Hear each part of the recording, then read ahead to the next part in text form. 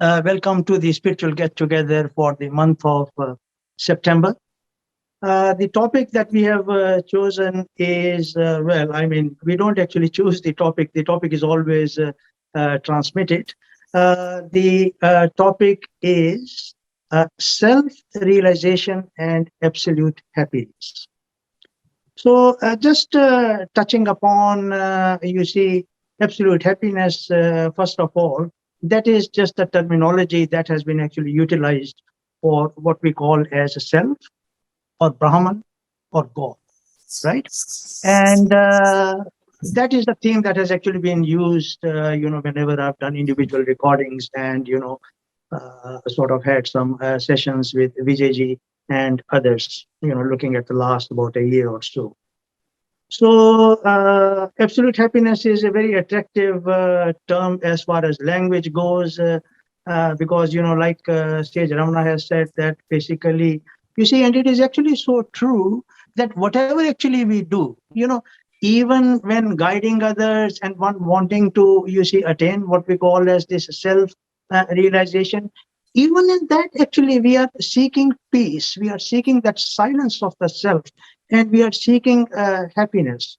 So, happiness and the absolute happiness, you add the term absolute means, and it is actually quite a beautiful terminology that, wherever we may be, however we may be, whatever we may be doing, the glow, of the self, that happiness actually always ever shines through us. So, to that, we have added self realization and absolute happiness. So, now let us look at this perspective of self realization. First of all, I would like to just touch upon this word self, which the sage Ramana had always actually used. So, self, when we bring it into English terminology, is a universal term which actually talks about or relates to that reality which is beyond space and time, right? Now, as you already know that, we are spirits or monads or ekank who have actually through evolution transitioned, from much higher planes and coming down to the lower planes. And here we are now as today, the 27th of September 2021. We are all again, meeting again. We must have met before. We will meet into the future. And we are having a discussion on self-realization and absolute happiness. So, we have got our lower nature and our higher nature. And you've got to look at this very carefully. The lower nature consists of this physical form. It consists of our emotions, and it consists of our thoughts. Now, thoughts don't trouble us much, but what we call as emotions or feelings, when we look deeply into it, every feeling, every emotion is really in a very subtle way when really looked at, like looking at an open book, or looking at the sun in the sky when, daylight is there, or looking at the full moon when it is very dark on a clear night. That's actually what we are talking about. When we look into these emotions or these feelings, they are actually nothing but subtle desires. The subtle desires may be pure in their nature, sattvic, as they say in Sanskrit, or they might be of a lower nature, attracting us towards really things which are really not required, or they might be of extremely poisonous nature. It doesn't matter. Everything is a combination of these three: sattvic, rajasic, tasmic, the Sanskrit terms, mixture of good and bad, and extremely bad. So, the purpose of coming down in the physical form and having associated ourselves with the physical form, thoughts, and feelings in particular, one is actually to explore and gain experiences of the lower regions. right?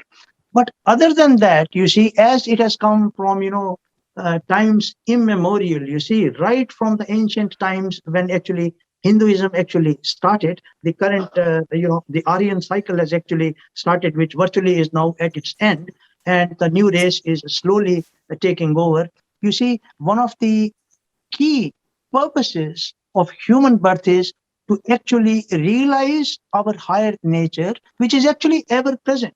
You see, our higher nature is in the form of the divine spirit and the divine intuition, right? Because most of the things we do intuitively, it's a great wonder that even as I'm speaking now, I just speak actually intuitively. You see, the flow of thoughts and emotions actually seems to be absent in that. So, you see, when we say self realization, you see, there are three stages in this spiritual journey. One is to realize the presence of our higher nature, or our true nature. And that is actually undertaken by study, by association with people who are more spiritually advanced than we are at our level. And then you see what happens is that you start getting what we call as glimpses of the self, or glimpses of your true higher nature. Because there are no thoughts, no feelings, no physical activity in this higher nature of ours. It is nothing but just a witness to whatever is happening. And what a beauty it is that anyway, when you examine yourself, we are actually that true self, or the reality, because we are actually a witness to whatever is going on. Even now, you see, I'm a witness to my activities right at present, whatever I may be doing. So you see, when you transition from the first stage, which we call as self-realization, then you see you reach the next stage, which is self-abidance. Now you abide in your true nature, but even when you are abiding in your true nature, you see, this world of images may still impact upon you, though it will impact now in a nice way. So then you see the journey goes further, and the journey goes deeper. Like Sage Ramana has said, that when you are in abidance, or when you have realized your true nature, then you go so deep into it that actually you cannot come out. And that is what you see is termed as self absorption. Just an example which comes to my mind is, say you go near the beach for a swim. So initially you will go a little bit into the water and you'll wet yourself. That is actually self realization. Then you learn and you're a good swimmer and you start swimming, but then you come up and down, and do some breathing. But then the thing is this, it's like wearing that scuba diving mask, and you're able to dive deep in. And when you actually, dive deep, an interesting example of this is, once in my youth, I was actually lost. And we've got Anand Sarupji here, who's also watching. And he actually came to get me at Maldives. My dad actually sent me that, this boy may not be lost somewhere. But I think I've always been lost until I arrived at the reality. So you see, when we were in Maldives, then I learned this scuba diving. You go deep into the water, and there you have a different scenario altogether. You're totally absorbed and surrounded by water. So this is basically self-absorption, where you just flow naturally. Whether it is you're dealing with images or you're dealing with your higher nature, you're always in that state.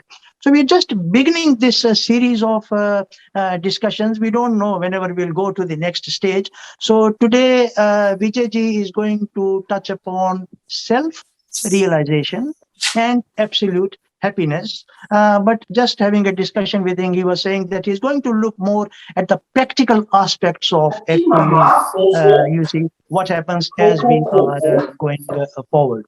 I'll request you to just mute your audio, because we will have an open question answer and a discussion session towards the end, which can go on from 15 minutes to about half an hour. So thank you again very much for joining. I'll request now Vijay ji to, continue with the spiritual discussion or satsang. Thank you. Vijay ji? Thank you, Anilji. Hari Om, everyone. And just start with an Om. Om.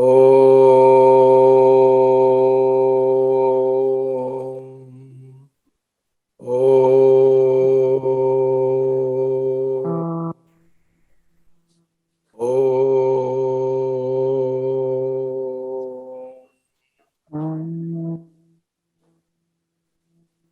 Namaste, everyone. Welcome to this wonderful session for all seekers of the divine. So, The topic and the discussion sharing point today is self realization and absolute happiness. And a lot of the times when there is a talk about self realization, everyone uh, keeps discussing about what exactly is self realization. That word, self realization, is discussed all the time in so called spiritual circles, and everyone says, realization of the self is really important. And then one wonders what exactly is self realization. It is our true nature. We are that absolute reality. And that is what self realization is all about, they say. They say, okay, that's fine. But then how does it matter to me? How does it affect me as a individual body mind when I am of the opinion that I am this body mind intellect? How does it help to transcend this? So there are two words here, self and realization. Self is actually the totality of consciousness. self is self is the absolute, and that is what absolute happiness is all about. It's eternity functioning in manifestation. Okay, that's fine. Then what about the realization part of it? And then people say, okay, oh, realization. Okay, realize. What is realize? Realize what? So if you look at the word realize itself, it means that the individual who considers oneself as the I, little I, the body, mind, intellect, the real I, it's not the real I. One has to view it through the eyes, the real eyes of eternity, which is the real I. And Ramana Maharshi, Sage Ramana said, he called it the I. So it's basically real eyes, the I. That's self realization. It's just a play on words, but these are only pointers. Anilji was just mentioning about thoughts coming in, thoughts going out, thoughts themselves not being an issue. And that's right, that thoughts by themselves are not an issue. It is only the association with the thoughts, the emotions that are interpreted based on the thoughts that cause the issues for an individual. And if one notes, whenever there is a talk and whenever there is a sentence, the gap, the silence in between the words, that is reality, that is truth. Words are only pointers because words are used as a communication perspective point in society, in the manifestation. So realization, self-realization is the goal of my entire life, and that's the only thing that this body mind has come into existence to achieve, is what the scriptures say. And all the sages and saints over millennia have said this. The one and one purpose of an individual is to realize one's true nature, one's eternal nature, which is absolute happiness, which is Satchidananda, absolute consciousness, absolute reality.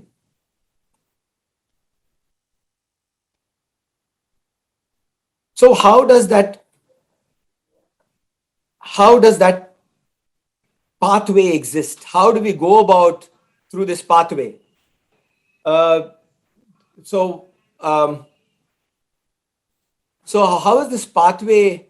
Apologies. There's somebody who came in and so what is the pathway to this self-realization? The pathway to self-realization is essentially through certain methods, and those methods are enumerated in the scriptures and in various methods that have been offered for the seeker. So they say there are three ways that one can actually go through this, which is, they call it Shravana, Manana, and Nididhyasana. So Shravana means listening to people talking about the subject of reality. That is Shravana. Shravana is listening with the ears. Then Manana is cogitating on what one has heard. It's all on the mental plane at the moment, cogitating on what one has heard. And Nididhyasana is essentially loosely termed, as it were, as meditating on that reality. These are the three simple methods. And that reality, that absolute consciousness, that pure awareness, that absolute silence is termed as Satyam, Jnanam, and Anantam in the scriptures. Satyam is truth, absolute. Jnanam is wisdom, absolute. And Anantam is unlimited, infinite. That's how it is termed. That is the magnanimity of that absolute reality, which is the self. Well, if that's the case, I don't see that. I'm, as an individual body mind, one may say all this is good, but not as one experiences now.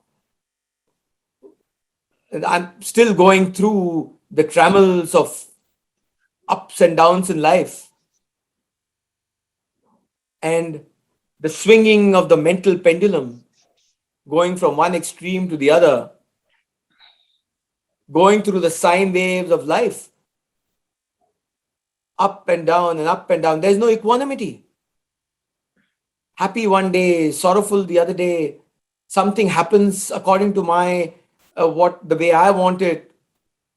I'm happy. Something that doesn't happen according to my what I want, I go and start feeling, going through a misery.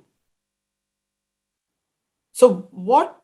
Even if that is not the case, even if one feels that I am equanimous and one is happy about what I've achieved in life, I'm enjoying life, I have no miseries, I have no issues, I'm happy, that's fine.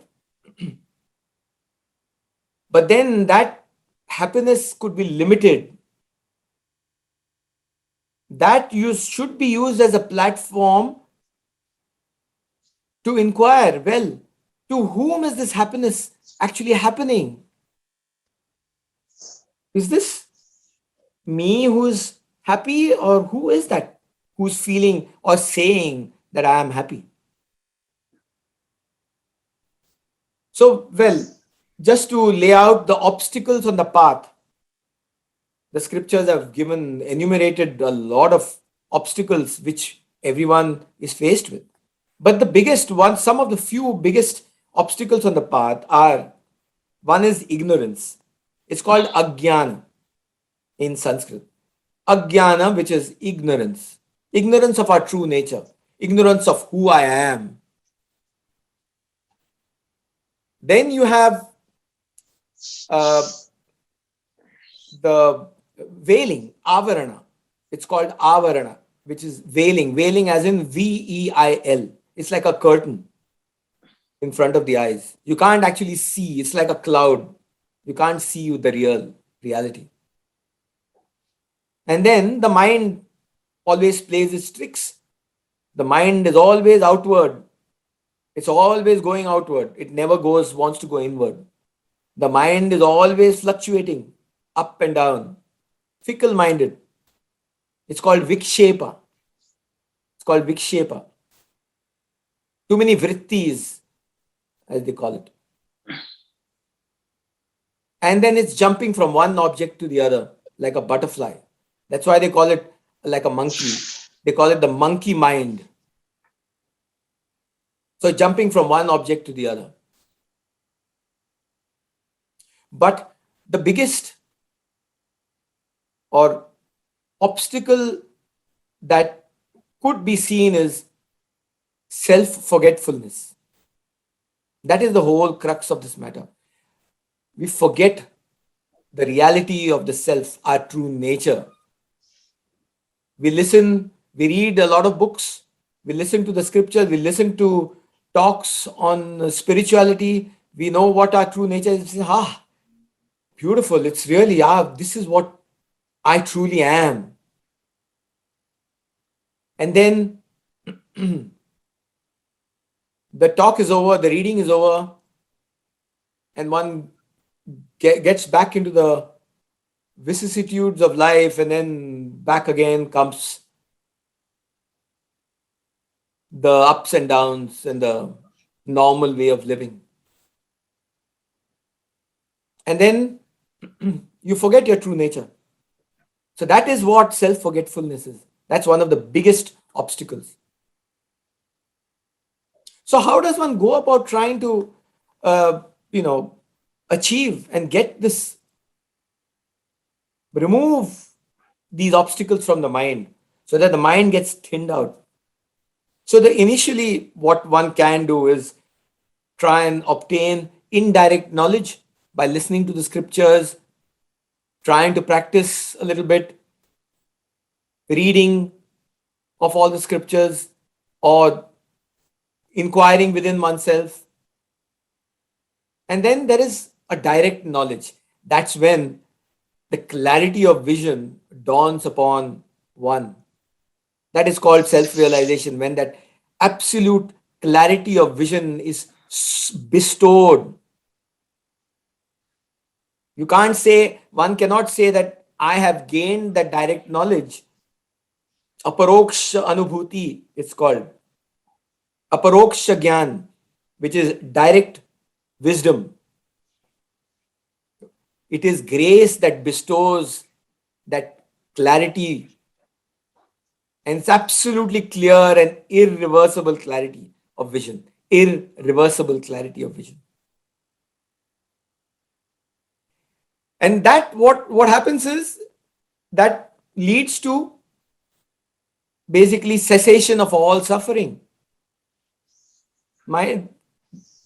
Remember, it is not cessation of pain. As long as the body is there, or long as the mind is there, long as the intellect is there and it's functioning, pain has to be undergone. The body does go and undergo pain, as have all the sages and saints as well at times. But pain to the body does not need to necessarily translate into suffering, because suffering is of the mind. So when that cessation of suffering is there, it is called sarva dukkha nivritti, cessation of all suffering. And as a consequence of that, paramananda prapti, which is absolute happiness.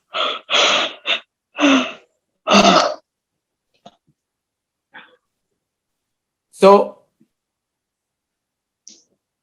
that is what is the true nature of reality. And if one looks at it from the perspective of how the manifested life is, just as one can see that in a mirage, if you look at a mirage, if one has read about mirages, may have not seen it, but one may have seen it as well, a mirage on the road or in the desert. Just as a mirage appears as absolutely real in the material world, so also the material world appears as real on the substratum of that pure awareness or eternal consciousness. Also, just as waves appear as an akar or a form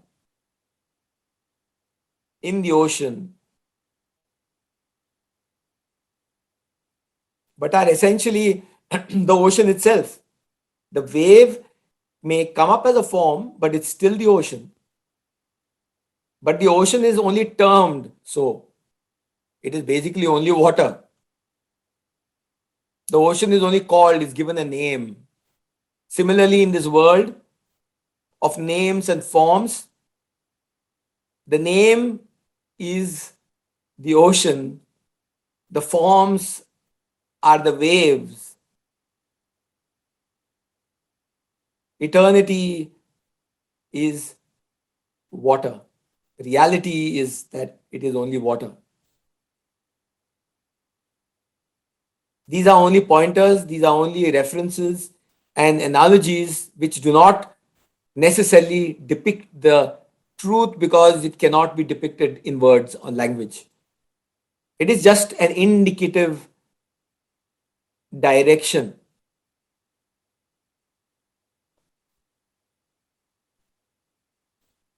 So, when one looks at duality of the material world, we have basically witness, the seer,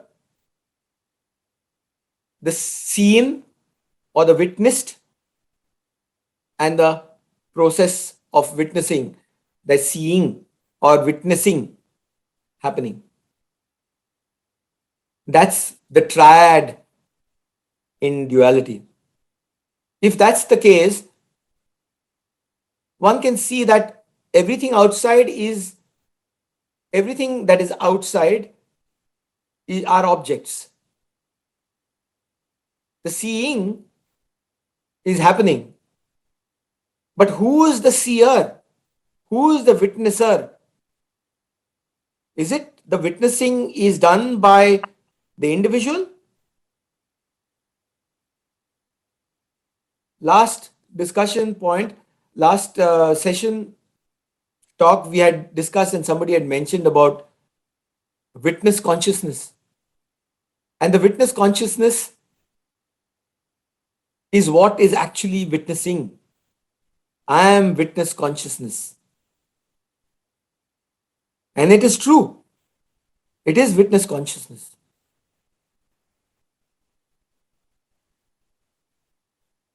But one needs to then investigate further because that is still not the ultimate truth. Because who is it that is witnessing? If I am the witness consciousness, who is saying that I am the witness consciousness? Who is saying witnessing is happening? On the substratum of that reality, it is providing the impetus for witnessing to happen, for the witness consciousness to appear. That is that true reality. That is that absolute consciousness. Ever real. That is what is termed as seeing through the eyes of eternity. Seeing through the eyes of eternity. So what are the practices that can be done? There are plenty of practices. And there are scriptures that talk about practices that can actually lead to this goal of self-realization. So the practices are, initially you start off with the intention to want to know. The very fact that everyone is here and the rest of the world are not listening to spiritual discussions and talks, it's only a sharing. But it is discussing because people are interested, so that intention is there. Besides the intention, one has to have the inquiry as well. And we discussed about that, which is the inquiry perspective of Shravana, Manana, and Nididhyasana. Listening, cogitating, and meditating upon what has been heard. And then you have what you term as the thinning of the mind. All this leads to the thinning of the mind. It's a one-pointedness. And then when that mind becomes one-pointed, automatically the inwardness of the mind happens. The outwardness, the natural tendency to go outward, there's a cessation of that, and there is an inwardness that happens. It is beautifully described. The pathway has been described in this book by Adi Shankaracharya, Jagat Guru Adi Shankaracharya, in his book called Crest Jewel of Discrimination. Crest Jewel of Discernment, it's called. Vivek Chudamani. In that, he has mentioned about what is termed as sadhana chatushtaya, fourfold pathway of sadhana or spiritual practices. And he talks about the fourfold pathways is viveka, vairagya, shad sampatti, and mumukshatva. So that's in Sanskrit.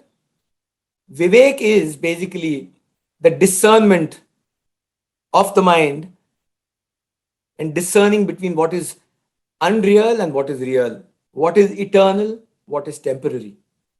That is basically what Vivek is, using the mind and the intellect to discern real from the unreal, temporary from the eternal and the real. Vairagya is dispassion. Witness consciousness. Watching. I am not this. Being absolutely dispassionate. Dispassion. Then there is a term called Shad Sampatti. And Shad Sampatti means 6. Sampatti means qualifications. In loose terms, of course, as it were. So 6 qualifications, and those are called Sama, Dama, Uparati, Titiksha, Shraddha, and Samadhan. Now, these are words in Sanskrit, but the description and the discussion we'll discuss about that. So the Sama means tranquility of the mind, basically control of the mind. The mind is very, very difficult to control. Shri Krishna in the Bhagavad Gita has said that controlling the mind is very, very difficult. It's like controlling the wind. How do you control the wind? So he says the best way to do it is, there are 2 pathways to do it. One is through Vivek, Vairagya, and through study, Abhyasa, and practices.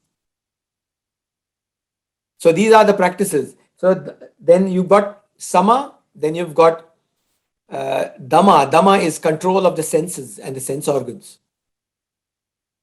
The mind and its organs, the sense organs, are always wanting some sort of titillation of the senses, without which one doesn't feel satisfied. When there is control of the senses, the mind automatically starts going inwards. So Sama, Dama, Uparati. Uparati is withdrawal from attachment. It is similar to Vairagya. Then Titiksha. Titiksha is the spiritual fortitude, spiritual strength. It is called tapas, burning your, yourself in the fire of discrimination, discernment. It's called tapas, burning away all what is not required from the mind. When that is done, the mind becomes automatically extremely one-pointed. Then there is titiksha is over, then there's shraddha and samadhan. Shraddha is basically a loose reference to the English terminology of what we call as faith. But this is not faith references blind belief typically.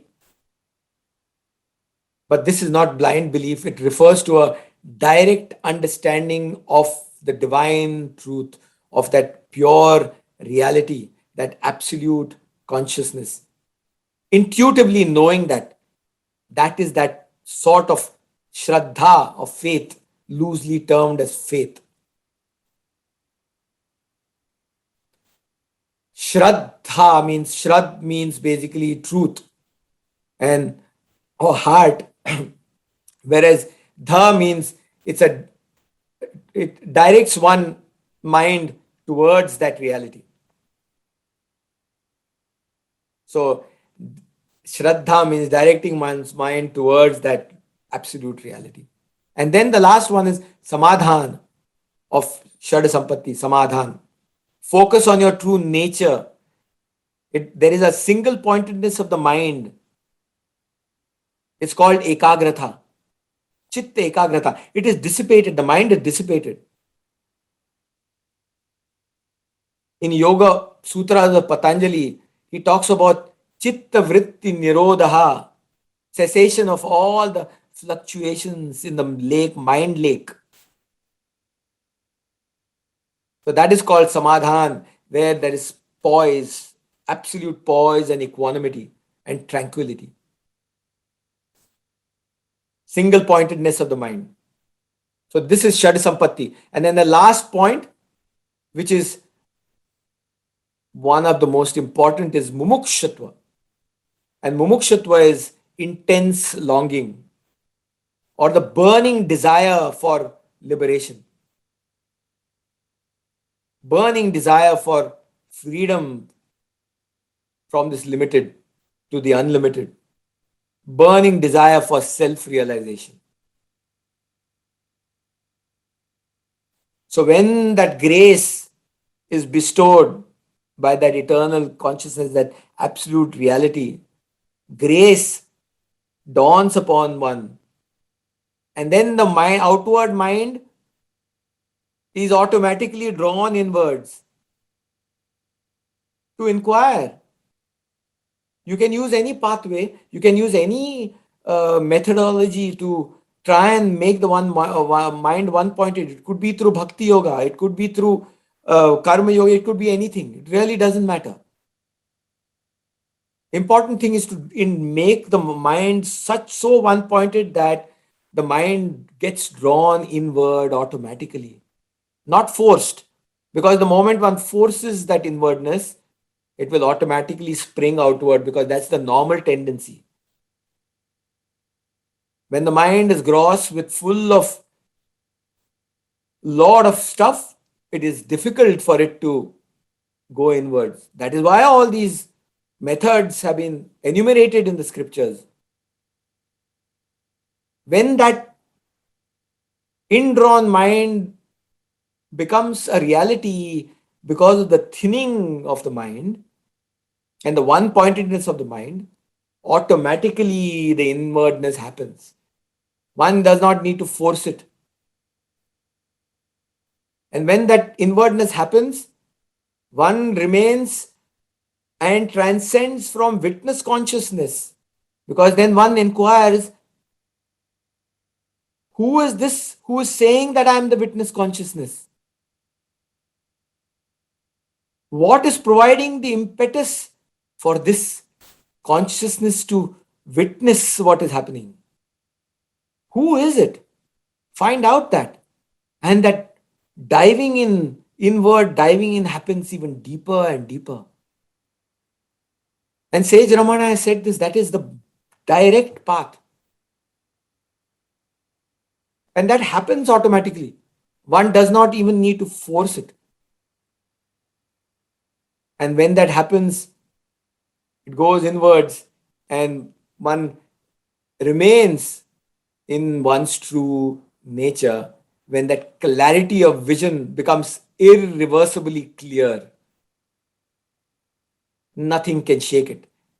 That is called, as termed, it's because a word has to be given in language. So it's called self-realization. And that was discussed right at the beginning, that the self is realized, and that realize is because you're seeing with the real eyes of eternity. Because real I manifests and the real I or becomes a reality, because the illusory I vanishes. It was never there in the first instance. This clarity of vision, when it goes deeper, and we'll touch upon it very lightly, is when it goes deeper, as Anilji has already mentioned, and one continues on this path of diving in deeper and deeper, that clarity of vision becomes abiding. Then that is called, termed as self-abidance. There comes a time when that abidance is so complete and so absorbed that that absorption leads to seeing no other. In Sage Ramana's case, when he mentioned, he said that there is no other. You could term yourself as a devotee, a disciple to this body as the guru, fine. But even so, here there is nothing, because there is no other. There is no disciple, no guru.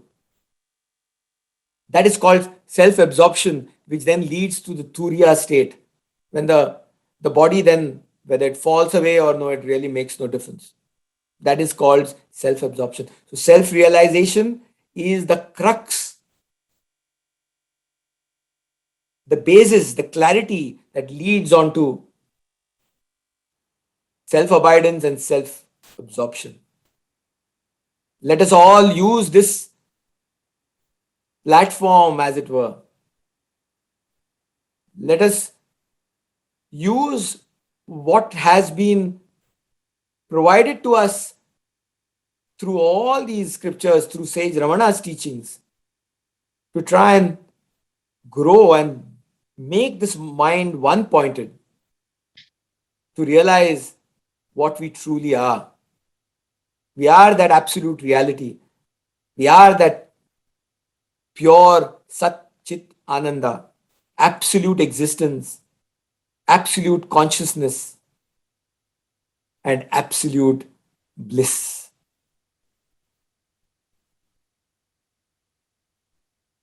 And then that is termed as absolute happiness. Let us take this opportunity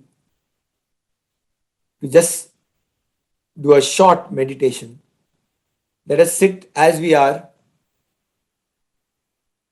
in whichever position we are in.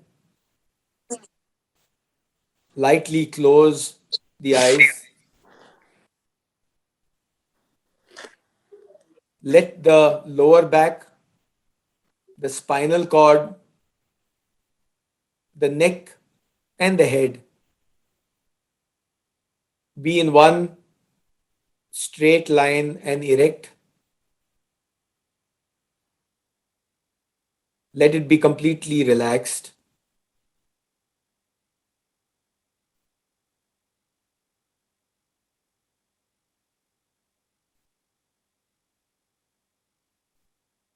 Thoughts come in, thoughts go out.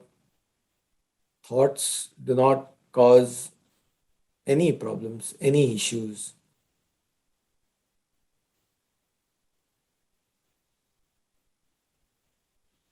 The mind is drawn inwards without any force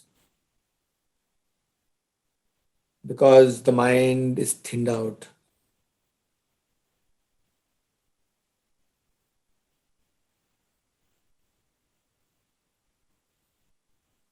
Let us burn away all the dross that is accumulated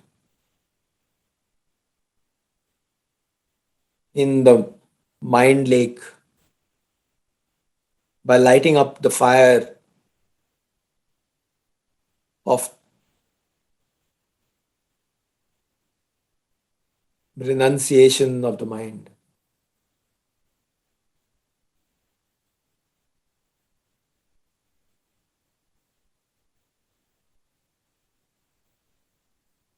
Let us light up the cotton wool stored up in the mind with a light, with a flame, and all the cotton wool disappears. Nothing remains. All that remains is that true reality.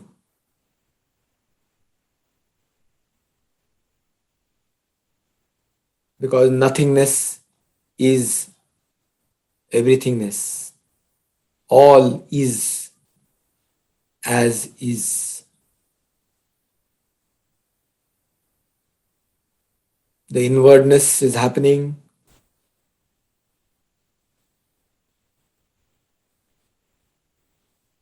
Try and investigate who is doing all this. Who is burning away all this dross in the mind? Where from does this I that says that I am doing it arise from? Let us go deeper and deeper and deeper. Dive into the very source from where this I has arisen.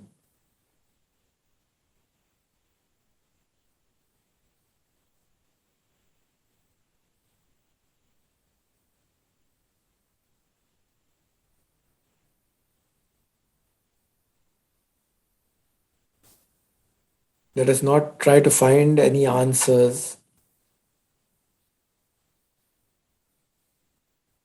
because there are no answers to any questions.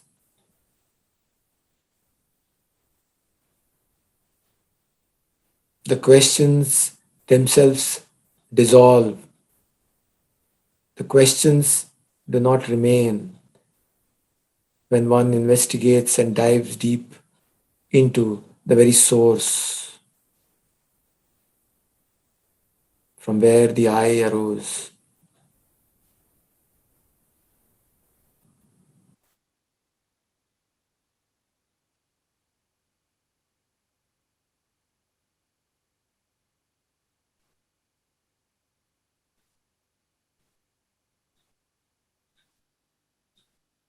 There is complete peace, eternal silence, and absolute happiness.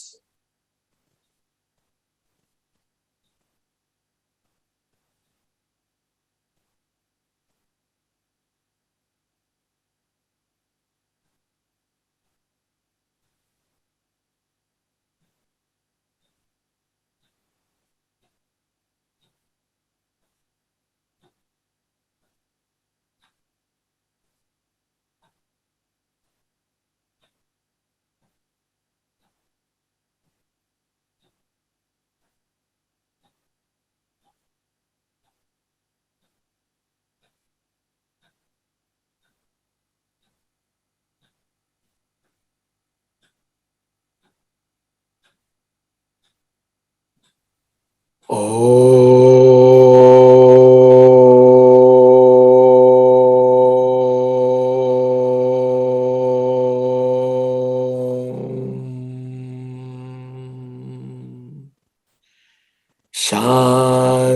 Shanti, Shanti.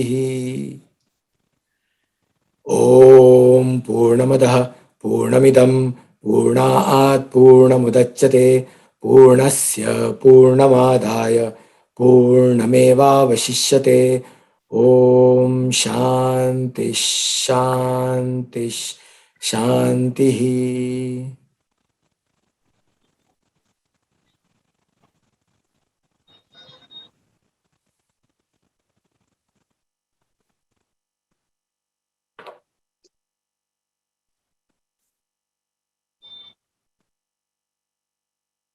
Thank you, everyone. It was a divine and beautiful sharing, and appreciate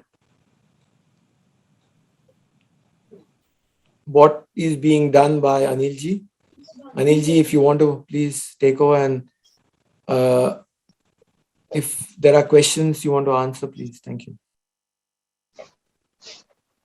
Yes, yeah. Thank you very much, Vijayji. Quite a beautiful session, actually. You've given a lovely summary of self-realization. So, as we did last time, the format of the sessions is that now we throw the floor open, So you're welcome to ask, you can ask any question, basically, whatever you like, whatever comes to your mind, but more related to, self-realization and absolute happiness, and what actually Vijayji covered, actually. I think he covered the entire landscape of, how we actually reach at self-realization. So please feel free to ask the question. But because this session is being recorded, and we are going to later on put it up on our YouTube channel, I'll request that the flow continues. So anyone who has a question, please come in.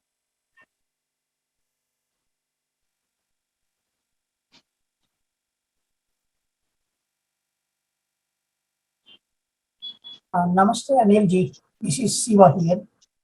Yes, hello, Shivaji. Shivaji, can you put your video on so Yes, okay. we can see you as well?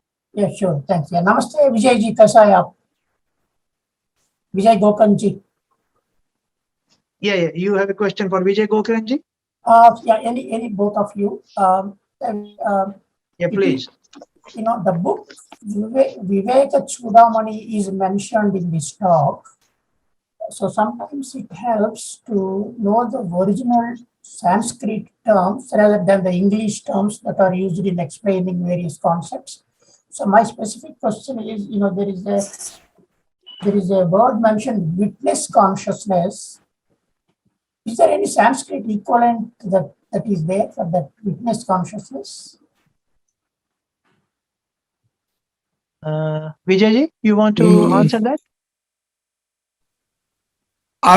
Not at this moment. There might be somebody else who may know. I'm not an expert in Sanskrit, so. Vijayji, it cannot be there cannot be an exact translation, but a very common phrase which is used in Hindi as well as in Sanskrit is called Gyata Drishta. Gyata Drishta. Ji, dhanyavad. Okay. All right. Yeah. Okay. Thanks, Vijayji. Thanks, Anilji. Yeah. Thanks, Amarji. Amarji, are you also referencing in Advaitic terms, it's called Dvaita Dvait? Is that what you are referring?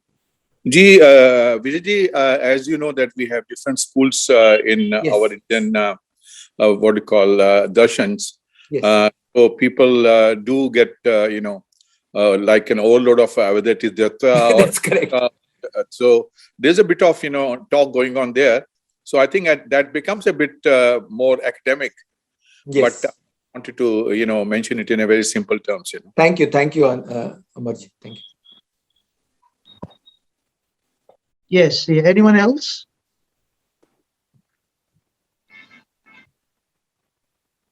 Hi, my name is Anand Sarup Narula. I'm a bit overwhelmed at seeing you guys talk so fluently regarding concepts which are, I'm just like I'm a novice. But what intrigues me is, first, the life itself is a struggle, and then the paths to self-abidance, the way it has been, like this, my experience has been listening to reading through scriptures, listening to talks. It sounds very daunting. So did God send us for this, for struggle, struggle, struggle? I'm sure there must have been an easier or a more convenient way Anil ji, without persisting so hard. See, the mind doesn't persist, the heart doesn't persist. Everything happens on its own. First, life is a struggle, and then self-abidance, achievement is a struggle. I'm intrigued. I'm confused. Anil ji, can you just answer? Just a quick Yeah, one. no, you answered it. Yeah, it's all right. Anand ji, first of all, your name itself suggests Anand. No, it's Anand. No, not Anand. It's D. It's happiness. Oh, It's happiness. not. It's So not unlimited. absolute happiness, Anand. Okay. Anand Sarup. The So Sarup, the Anand name Sarup. is the incarnation. So that itself is Yeah. now, yes. But the thing is that when you say that life itself is a struggle, and life itself is suffering, life is not a struggle, or life is not a suffering. Life is as is. Life is. Life is just as it is. Life is not saying you have to struggle or you have to suffer. It is the association. It is that you are saying that I am suffering. And you. I'm sorry. I did not. I sorry to interrupt, because I think you're emphasizing on struggle. I never mentioned that. I said it is challenging or challenging. See, point is, one might be, a few of us might have been born in more convenient circumstances.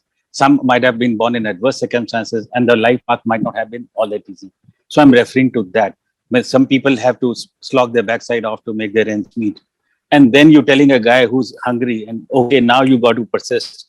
And this is the way you achieve self-abidance. That's very true. So that Anandji, confuses very, me. very There might be an easier way. Yeah. Anandji, very, very Sorry. true. Because Sorry for the interruption. That's all right. Swami No, Vivekananda has very clearly said that if you talk spirituality to a person who is hungry, it is going to be of absolutely no use to that person. That person first needs to have food given to him. He has to eat first. So the bodily needs are met. The mental needs can be dealt with at a later stage. First, the bodily needs have to be met.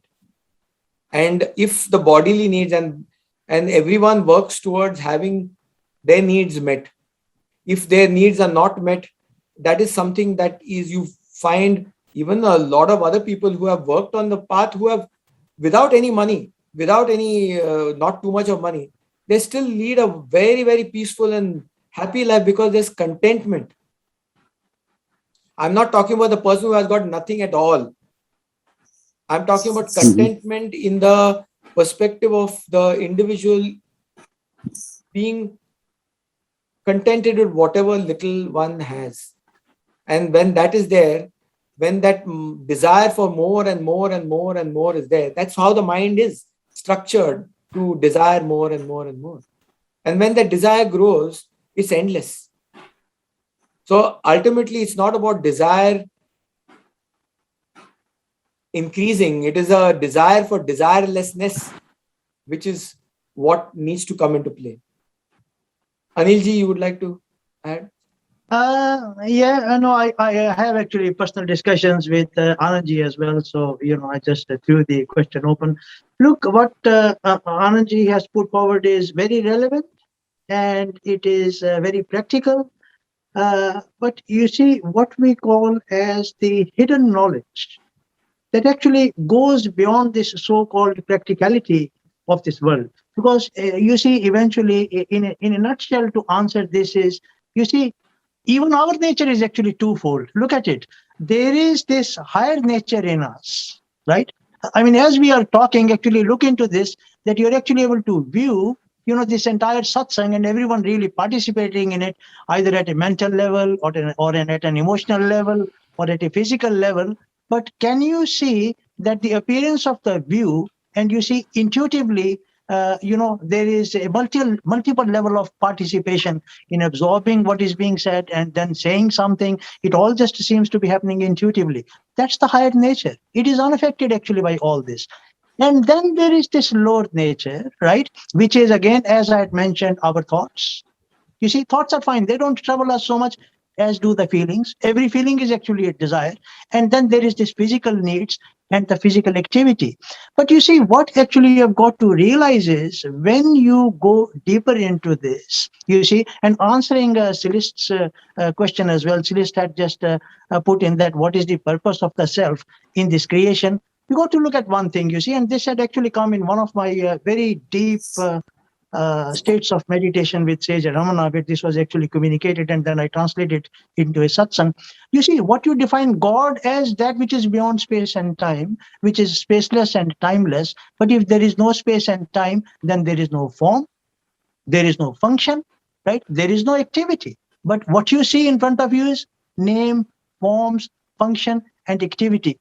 So you see, one half of the reality is the changeless reality, which is actually like our higher nature, unaffected by these thoughts, by these feelings, by these activities. So that's only 50% of your journey, which actually leads to what you call as self-avoidance. But what we call as self-absorption is, you see, this entire creation of ours that we see in front of us, we ourselves are actually the creator of that. That is underlined by two simple things. Look at it very carefully. If you look at it very deeply, that is appearance and disappearance, right? And that is actually the underlying principle is creation and then sustenance and then dissolution. But the question arises that on one side you have got the changeless. How could that actually have become the changing? And today Vijay didn't go very deep into that, but Vijay mentioned that you see there is the sea and there are the waves on it. When the wave appears on the surface of the sea, the same water which was actually changeless like the ocean has suddenly become changing in its nature. So when finally, you see, if to answer Anandji's query and to answer Celeste's query, well, the very simple and the direct path is that, look, everything is actually just flowing naturally, isn't it? So here is what we call as a self-absorption, that what you're calling as the changeless reality, your higher nature, or what you're calling as the changing reality, there is absolutely, and mind you, I'm using the word absolutely because that's basically the final state of what you call as illumination, where you see when you have reached that state, these queries, these questions, you see, then Vijayji touched very beautifully upon pain and suffering. And at that time, I wanted to actually interrupt, but I have learned through my hard course of my own journey, when someone is speaking, especially spiritually, you keep it to yourself. So you see, when you look at it at the emotional level, look at it very carefully. How do you segregate pain and suffering at your emotional level? And this is actually very true. You see, what happens is when you're in self-absorption, when there is no difference between that which is changeless and that which is actually changing, then at that emotional level, you see, the pain may be there, because you're near and dear one, you might have done a lot for that person and he may come and actually abuse you. There are so many endless examples. But the beauty is that now something actually holds you. And who is holding you? You see, like Shankaracharya had said in the Crest Jewel of Discrimination, it is your own reality which now actually have realized that is actually holding you. So at the emotional level, the suffering has actually gone. And the same thing applies to the mental level. You see, your thoughts, you cannot stop the flow of thoughts. Thoughts will flow, thoughts will come and go. But the thing is just that now you see that pain may be there in some of those thoughts, but the suffering part is again missing. Right? ले जाओ साथ हाँ आलू भी ले जाओ ये भी सब ले जाओ Just 1 minute, somebody, please. I think somebody has just interrupted. So I'll just continue. So you see, when the suffering has actually disappeared at the physical, you see, at the level of feelings and at the level of thoughts, that's when you're actually equating. And this is that knowledge that everything is nothing but just the reality. And in space and time, it is continuing with its changeless function of appearing and disappearing. So anyway, look, I'll just close the discussion briefly there. This is actually quite deep. Okay, so we'll, Anandji, I'm not sure whether we have fully answered your query there or not, or Celeste, whether your, the question is answered, but that's basically, in brief, in a nutshell, the answer. Yeah, thanks. At least, as you said once earlier when we were talking on phone with each other, at least the seed has been sown. So, I mean, very true, Anandji. It is the very fact that you are here in the session itself is. I'll tell you what, with both of you gentlemen, you actually spurred activity in my mind towards the direction which I wanted. Thank you so much. I appreciate it. Okay. All right. Okay. So do we have any other questions from anyone, please? Just because we are recording, so we just need to just keep flowing. What is it? They say everything is important at this place. We just keep talking. So anybody wants to ask something?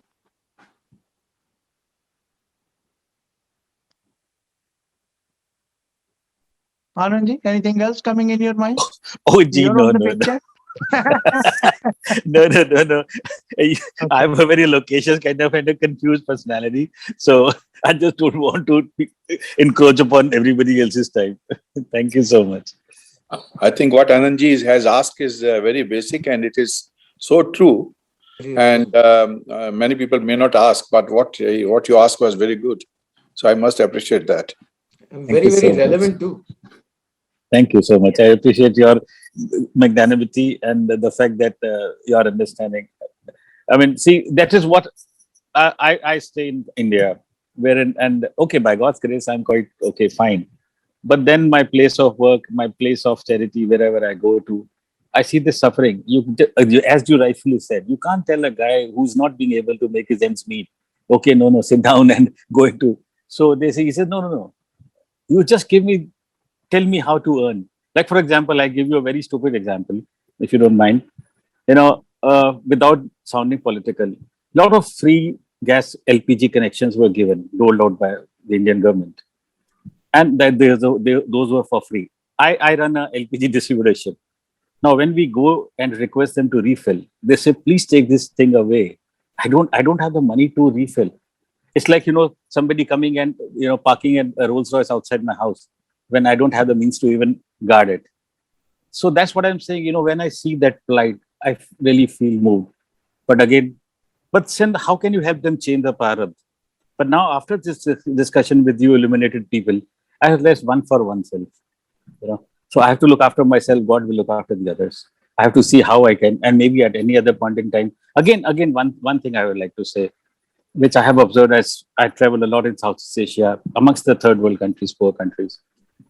See the misery. You have to be there to see the misery. It's like, as somebody said, people sitting in Switzerland, sipping champagne and having caviar, they can grieve over things happening in Angola. So that's the way it is. So I personally feel, but again, at the same time, if we are doing our bit, you gentlemen are doing it, the serious zone, one leads to the other. I think that's good enough. Yeah. Yes. Anyone else other than Amarsuji and Anandji? Thank you for participating.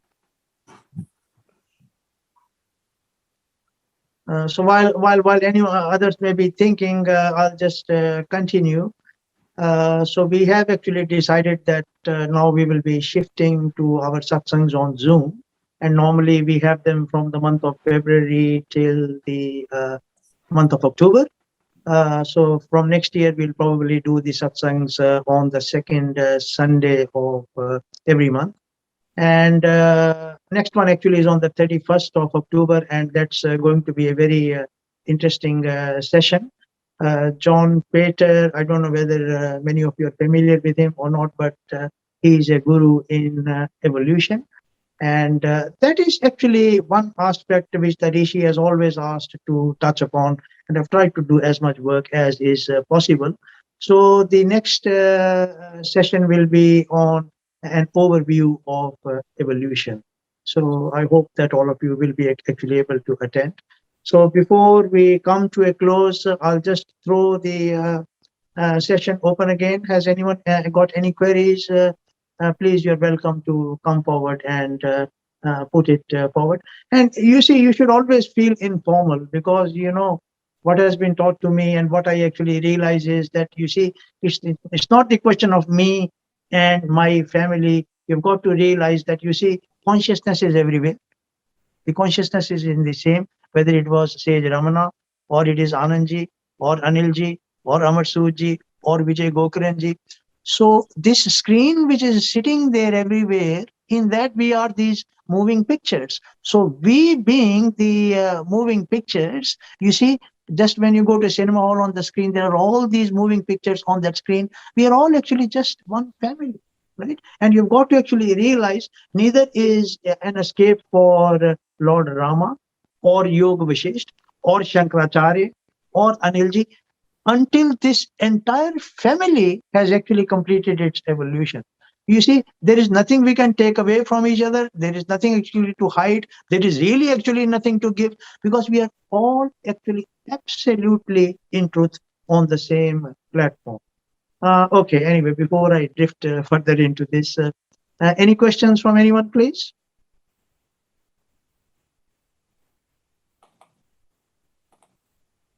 Vijayji, you want to say something? If there are any questions, we can answer. Otherwise, we've discussed the topic as such, and it is basically, more you talk, we need to focus on the silence.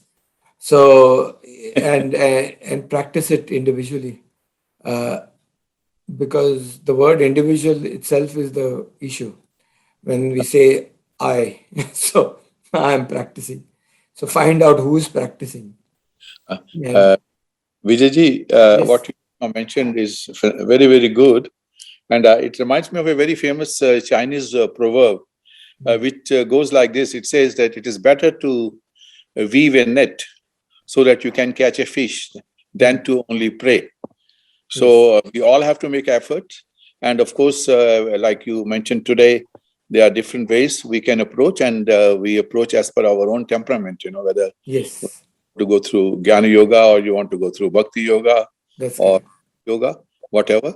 But the key is in the practice. And so I really want to thank you and everyone else. Thank you. What we have discussed today, Okay, just before we come to the close of the session, one more thing I was just discussing with Vijayji today morning, and as we are actually evolving further, the whole thing is that, you see, everybody participates. It's not the question of just one person speaking and the others just listening. So we'll make one more effort in that direction. You see, thank you, Sanjayji. This is Dr. Sanjay Raghav from Melbourne, just messaging. He's attending a conference, and he has also, sort of zoomed in. So thanks for that, Sanjayji. Yes. So coming back, so what you see, the next session we are having is an overview of evolution. So it will be a good idea, whoever are actually attending, or whoever intend to actually come in and attend. You've got my Gmail address. We have got our WhatsApp group, or individually. Vijayji is there. I am there. John Pater is also there.